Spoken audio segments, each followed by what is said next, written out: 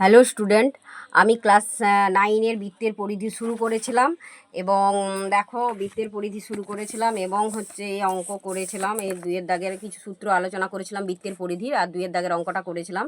এরপর দেখো এই 3-এর দাগের অঙ্ক শুরু করছি।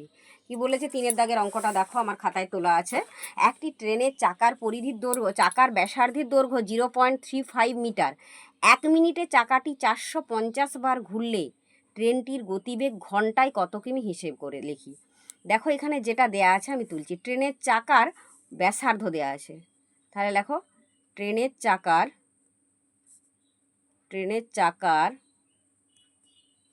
ব্যাসার্ধের দৈর্ঘ্য, ট্রেনের চাকার ব্যাসার্ধের দৈর্ঘ্য আর ইকালস টু কত দেয়া আছে আমার 0.35 মিটার, এটা দেয়া আছে। হ্যাঁ, এরপরে দেখো এক মিনিটে চাকাটা 450 বার ঘুরছে। আচ্ছা বলো তো, একটা চাকা একবার ঘোরা মানে কত? একটা চাকা একবার ঘোরা মানে চাকাটার পরিধির পরিমাপ দূরত্ব যাওয়া।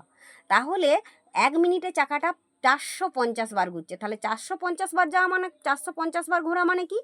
1 মিনিটে চাকাটা 450 গুণিত চাকার পরিধির পরিমাপ দূরত্ব যাওয়া, তাই তো? তাহলে আমি ট্রেনের চাকার পরিধিটা আগে নির্ণয় করে ফেলি। তাহলে ট্রেনের চাকার ব্যাসার্ধ দেওয়া আছে, অতএব চাকার পরিধি সমান কত হবে? 2 ইন্টু পাই, পায়ের মান আমি জানি 22/7, ইন্টু আর এর মান আমি জানি 0.35, এত মিটার হলো, তাই তো? দশমিক তুলে একটু কাটাকাটি করে নাও। 5 7 35, আর কাটাকাটি বিশেষ করছি না। 5 দুগুণে 10, 10, তারপর 220/100, এটাই হবে, তাই তো? এত মিটার হচ্ছে, থাক এত মিটার। এরপরে দেখো বলেছে 1 মিনিটে চাকাটা 450 বার ঘুরছে। আমি কি বললাম? একবার ঘোরা মানে কি? চাকার পরিধি পরিমাপ দূরত্ব যাওয়া। তাহলে 1 মিনিটে 450 বার ঘোরা মানে কি? 1 মিনিটে ট্রেনটা কত দূরত্ব যাচ্ছে? 450 গুণিত চাকার পরিধি দূরত্ব যাচ্ছে। তাহলে লেখো, অতএব লিখে দাও, এক মিনিটে চাকাটি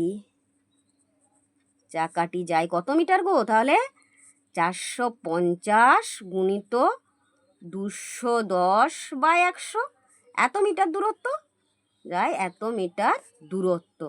তাহলে একটু কাটাকাটি করে নাও, এটা কত হয় দেখো, একটা শূন্য দুটো শূন্য কেটে গেল, তাহলে কত হলো? 45 গুণিত 22, এটাই রেখে দিলাম এখন আপাতত। হ্যাঁ, এত মিটার দূরত্ব।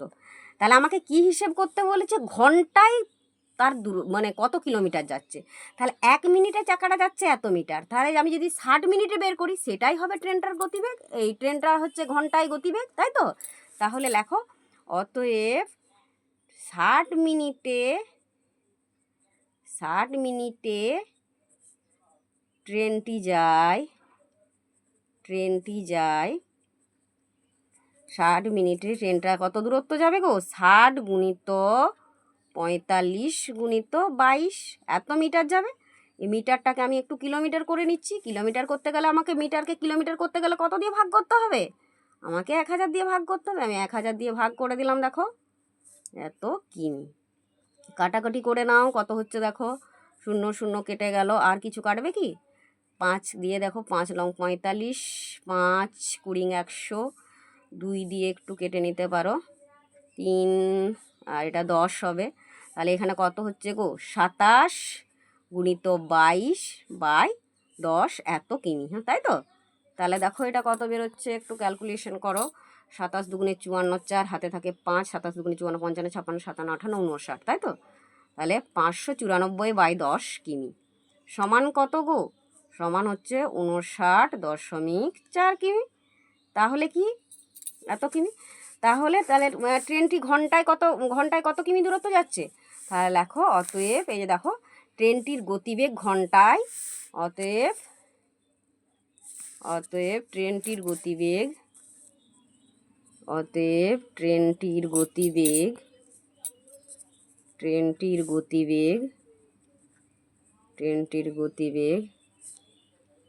ঘন্টায় 59.4 কিমি, এটাই উত্তর। ঠিক আছে, আজকে আমি এখানেই শেষ করছি। পরের দিন আবার পরের অঙ্ক নিয়ে আসবো। আর আমার ভিডিওগুলো যদি ভালো লেগে থাকে অবশ্যই একটা লাইক করো, কমেন্ট করে যেও এবং আমার চ্যানেলটাকে সাবস্ক্রাইব করো। কেমন?